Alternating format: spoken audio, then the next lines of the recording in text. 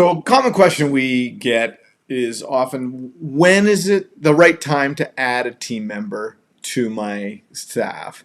And it's a tough question for a lot of offices because it means more expenses. It means human resources, which honestly, guys, chiropractors are lousy at. In fact, most small business people, this is not their strong skill set. So today we're going to give you some advice around the strategies you can do when looking at the right time to bring on a new team member. So, no question about it. CAs, what is the point of having team, right? Team is about leverage, right? They're about leveraging your skill set so that you can do more, right? You can do more of the things that only you can do. So ideally, when you bring on a team member, what you're after is enabling their salary should ideally, at the very least, the work that they're going to cover is going to cover their salary and then some. Okay, because otherwise it's a lot of conscious energy, effort, etc., to manage a new team member. So they have to bring more value to the business. So at the very least, it should be buying you more time, and optimally, it's expanding your services in the volume or the amount that you can bill in your practice. So that's one thing to consider. All right, it's not always just about numbers, because sometimes you can hear about, oh, when I get to 100 visits a week or 200 visits a week, I got to add another team member, blah blah blah. That really is so different because the style of practices are so different out there. So it depends on the style, what type of practice you have in terms of when you would want to add based on your numbers. Now, the reality is that's something that probably should be talked down further with a coach, because it has so much it's so specific to each practice. So if you want to do that, click the link below and we're happy to have a conversation to expand that. But for our purposes, let's talk about when you should add a team member to your practice. So first of all, we highly encourage that you have outcomes assessments for every member in your team. Now, what's an outcome assessment? What defines their role, their how they can really be amazing at their position.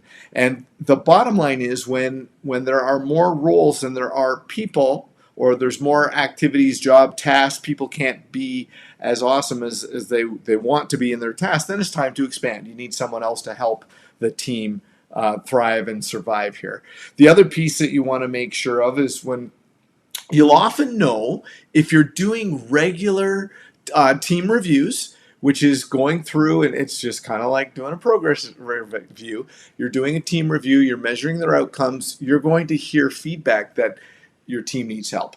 So that's another time to be looking at when you should be proactively adding a new staff member to help you support your mission and your vision in your community. Beyond that, what we're looking at is ultimately doing the math. When you get to a point where you need another team member in order to serve more people, that should be a simple math calculation where you do the math and you can see that by bringing on a team member to potentially help you in the technical aspects of your job that don't necessarily need a chiropractic license to do, they can take away some of those elements. Maybe it's the back end technology. Maybe it's transferring documentation into their patient file. Maybe it's recording things in your exam so that when you're doing your exam, you can be a little bit more efficient with your time and productivity, so you can see a few more patients every hour. Obviously, you can, depending on your practice, it could be helping with modalities. It could be helping with, chiropractors, if you are using modalities, that's a pretty low-hanging fruit, a way to leverage that to team and allow you to see and manage more people, which is ultimately what you're there to do, help more people, but you also get paid probably better if you're seeing more people. So that's another low-hanging fruit in order to bring on a team member. Obviously, this is something that we could go on and on and on about. I think the key piece, gang, is looking at return on investment. When it makes more sense to hire someone and pay them a good salary, because you know you're going to earn more by bringing that person on. They're going to enable you to see more and serve more and do more.